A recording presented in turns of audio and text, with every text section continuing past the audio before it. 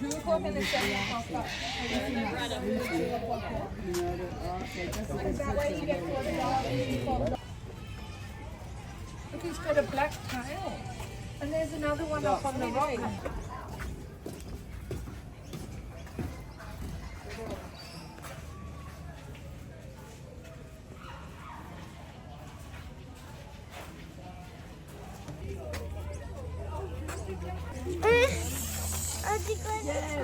Charlie, we're done. Oh, here we go.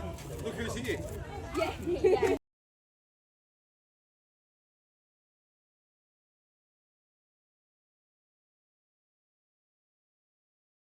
Feed here throughout the day. Giraffes have really incredible tongues. They're quite long and dexterous. They're about 40 to 45 centimeters long. Those tongues, they're really mobile. They're able to extend their tongues all the way out of their mouth and wrap around their food items, which is typically leaves off of trees. No. Now before we get started, I just need to run over a few ground rules. First and foremost, please stay seated for the presentation. Secondly, the stairways need to be clear. And third, the back gate will be open for the entire presentation. The front gate will open at the end of the presentation if you wish to exit that way. Now, first 3 rows, do you know where you are? Sorry, I couldn't hear you. What was that? That's better. You guys are in the splash zone. So if you do not want to get wet, please move now. Have a great day at Taronga Zoo, everybody. Energy. My name is Tanisha. Before we get started this morning, I would like to firstly acknowledge the traditional custodians of this land, the Cammeraygal people. For thousands of years, the Cammeraygal people shared a very special connection with the land, the sea and the wildlife right here in Sydney Harbour. And here at Toranga, we have shared that connection with you this morning through our seals. All the seals you'll be meeting are either rare, rescued or have been relocated. And these are Taronga's very special ambassadors for the wild species of seal, an Australian sea lion by the name of Amali. She's weighing in at a very healthy 60 kilos as well. Let's make Amali and keeper Jake feel welcome.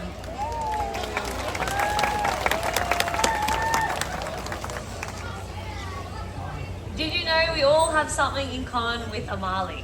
Have a look at your hand. Now have a look at Amali's front flipper. The bone structure in our hands and Amali's front flippers are actually the same. Although those flippers may look a little bit awkward, they do allow eared seals like Amali to move around on land much easier than you might expect. So let's have a look as Amali goes for a little bit of a walk.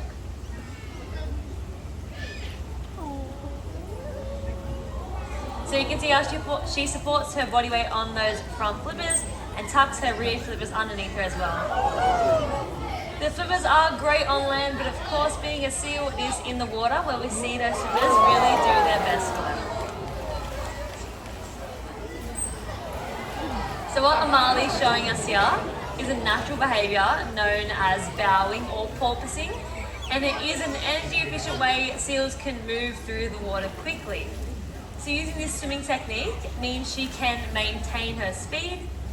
As each time Amali's leaping out of the water, she's taking a quick breath of air, meaning she doesn't have to stop to take a breath.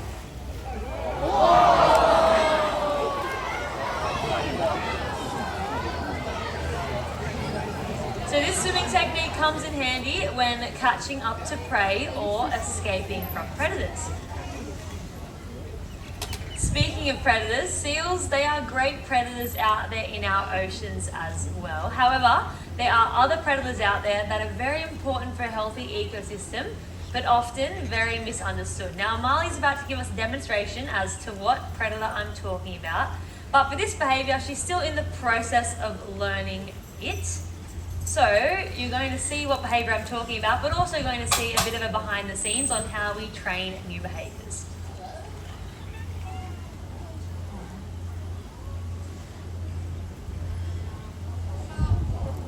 So what predator do you think I'm talking about? Sharks, that's right. There are sharks out there. So although Amali is in the process of showing us a really good shark impersonation, what she's actually showing us is another natural behaviour, one that seals use to cool down. So you might not be able to tell from where you're sitting, but Amali is actually covered in a really thick layer of fur. So it's only those naked and hairless flippers that allow the body heat to escape. So she can stick one of her flippers out of the water just like this, even one of her rear flippers, catch a nice breeze and cool down her entire body just like that. So often people see seals swimming around, but what they're actually doing is thermoregulating and cooling themselves down. Don't you think Amali did a great job with that mini training session there as well? Let's give her a round of applause.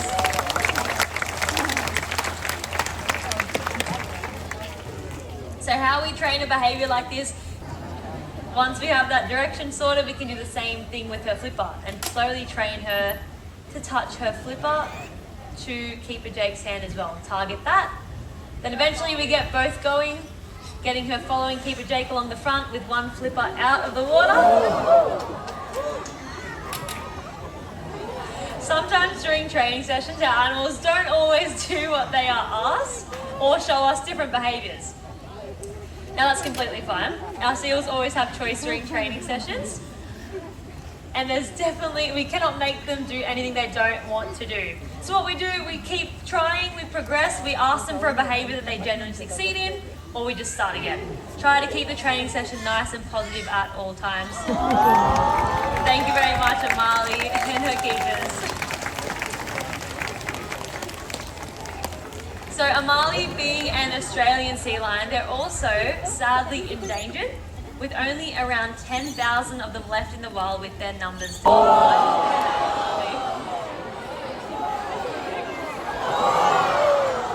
Let's put our hands together for Cisco and Keeper Brad.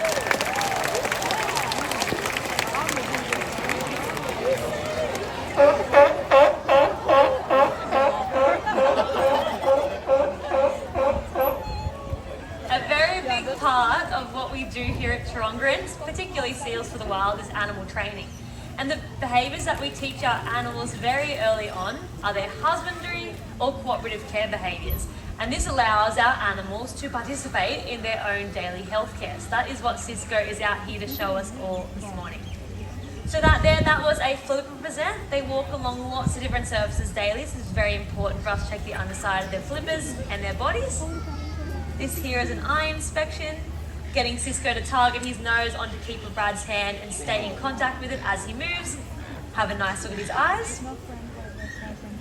This is a mouth inspection. We can train our seals to open their mouth and hold it open, giving us the opportunity to have a nice look at all their teeth and gums, looking for any signs of inflammation, anything that might be stuck in their teeth.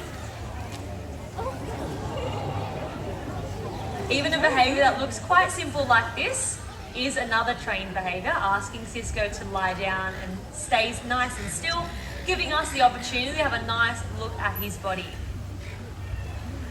We can also further progress this training to train a bit of tactile in this position as well, or also to roll over onto their back. So this here can be a little bit of a vulnerable position for our seals to be in, exposing their stomach.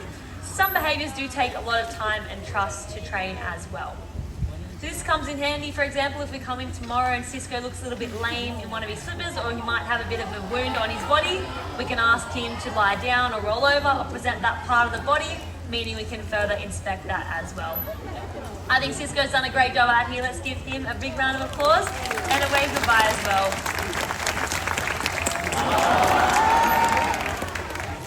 So these husbandry behaviours that we all saw are just some of the behaviours that we can train with our animals. We can also train more complex behaviours such as x-rays, ultrasounds, blood draws, injections. So if there's ever a procedure our animals species of seal, we're going to be meeting a long-nosed fur seal, also known as a New Zealand fur seal by the name of Abel.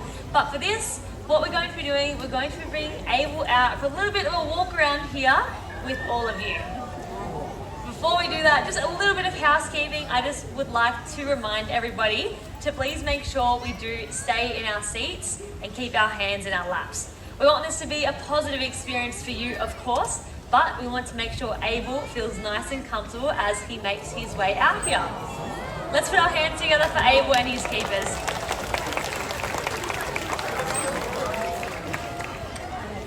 As I mentioned, Abel is a New Zealand fur seal, also known as long-nosed fur seal. So they are native to the coastlines of New Zealand, but they are also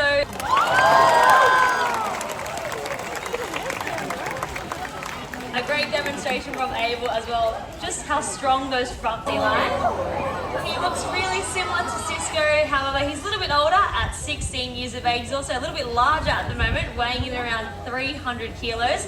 This is Pepper. Let's make him feel welcome.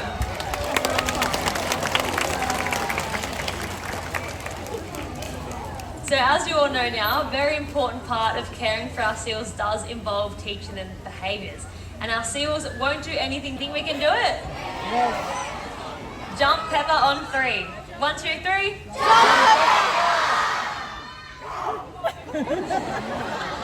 Well, I thought you guys did a great job, but as you can see, Pepper only has little ears, so let's ask him. Pepper, was that loud enough for you?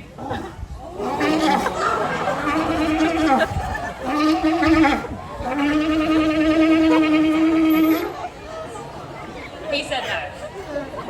Let's give it another go. Maybe this time even throw your hands up in the air. Jump Pepper on 3. 1, 2, 3.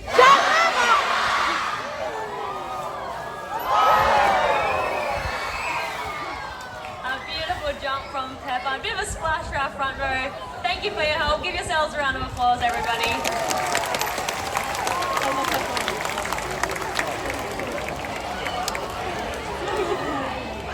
Thank you very much, Pepper and Keeper Brad. We really appreciate you all making your way out here this morning. However, stay in your seats. We're not quite done yet.